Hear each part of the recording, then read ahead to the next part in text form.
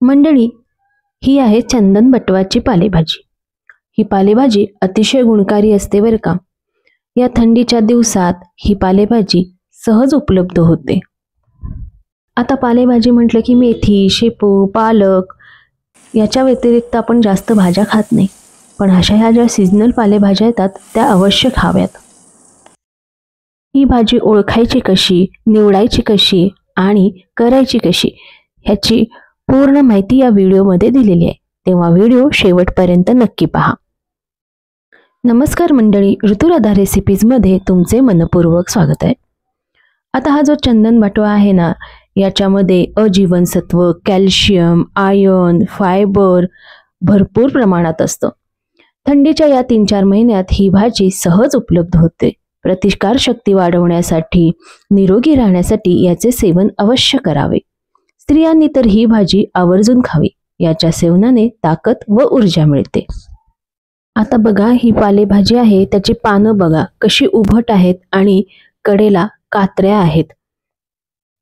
आता ही भाजी निवडताना आपल्याला ह्याची पानं खुडायची आहेत. हे बघा, अशा पद्धतीनं ही पानं पण बघा कशी उभट आहेत आणि कडेला कात्र्या आहेत. अशी ही चंदन बटव्याची पालेभाजी असते. आता ही भाजी मी निवडून घेतलेली आहे, फक्त पानं खुडून घेतलेली आहेत.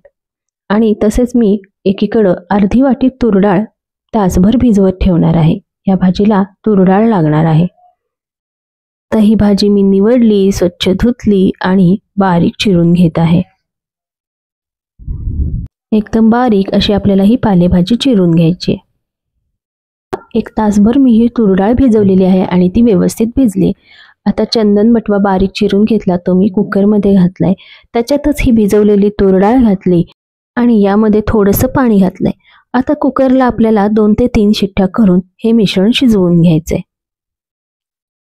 हे बघा, कुकर आपला झालाय आणि तुम्ही बघू शकता भाजी आणि डाळ छान शिजलेली आहे. तूर डाळ घातल्यामुळे भाजी एकसंध होते. आता आपण ही भाजी चांगली घोटून घेऊया. हे बघा, छान भाजी घोटून झाली आहे आणि किती छान एकजीव एकसंध झालेली आहे. आता आपण काय करायचंय, एका कढईमध्ये 2 चमचे तेल गरम केलं, त्यात मोहरी घातली. मोहरी तडतडल्यावर थोडे जिरे घातले, हिंग आणि हळद घालून घेते. त्याच्यानंतर शिजवलेली चंदन बटव्याची पालेभाजी आपण यामध्ये घालूया.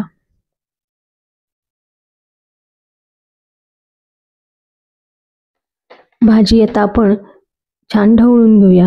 आता यामध्ये बाकीचे जिन्नस घालूया. चवीनुसार मीठ घालायचं आहे. त्याच्यानंतर इथं मी गोडा मसाला घातलाय. साधारण 1 छोटा चमचा गोडा मसाला यामध्ये घालायचा. आवडीनुसार लाल तिखट घाला. आंबट गोड चवीसाठी 2 आमसूल आणि 1-1.5 चमचा गूळ घातलेला आहे. आता सगळं मिश्रण चांगलं ढवळून घेते आणि ही भाजी आपल्याला चांगली उकळून घ्यायची आहे, म्हणजे सर्व चवी एकजीव होतात. ह्याच्यावर झाकण ठेवून 1-2 मिनिटाकरता चांगली मी तणकून वाफ आणते. आणि त्याच्यानंतर 1-2 ते 3 मिनिटाकरता हे चांगलं मिश्रण उकळून घेऊया. आता ह्या भाजीला वर्ण द्यायला एक मस्त चुरचुरीत फोडणी करूया. त्यासाठी पहिला मी भाजी दुसऱ्या गॅसवर ठेवली. एका कढईमध्ये तेल गरम केलं, त्यात मोहरी घातली. मोहरी तडतडल्यावर ठेचलेला लसूण, एक साधारण 8 ते 9 लसणाच्या पाकळ्या चांगल्या ठेचल्या आणि त्या घातल्या. त्या जरा तळल्या गेल्या की लाल सुकी मिरची आहे त्या 2 तुकडे करून घातले आणि गॅस बंद करून मग वर्ण हळद घातली, म्हणजे हळद करपत नाही. ही आपली मस्त लसणाची चुरचुरीत फोडणी तयार आहे. आता ही फोडणी आपण वरून भाजीला देऊया. अशी वरून छान लसणाची फोडणी दिली की पालेभाजीला लसणाचा स्वाद खूप छान येतो आणि भाजीची चव अजून छान होते. फोडणी दिल्या त्याच्यावर लगेच झाकण ठेवायचं, म्हणजे फोडणीचा स्वाद मस्त भाजीत उतरतो. गॅस बंद केलेला आहे बरं का मी. चला, आपली ही चंदन बटव्याची पालेभाजी तयार आहे. चवीला खूप सुंदर होते आणि तेवढीच आरोग्याला गुणकारी आहे. पोळीबरोबर, भाकरीबरोबर ही भाजी सुंदर लागते. भाताबरोबर पण ही भाजी मस्त लागते. मग मंडळी, अशी ही पौष्टिक गुणकारी पालेभाजी नक्की करून बघा. आणि मंडळी, स्वतःची काळजी घ्या.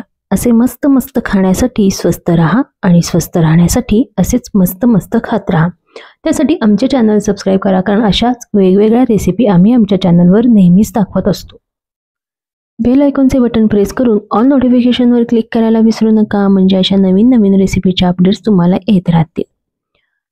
ही रेसिपी आपल्या मित्रमैत्रिणींबरोबर, नातेवाईकांबरोबर जास्तीत जास्त शेअर करा.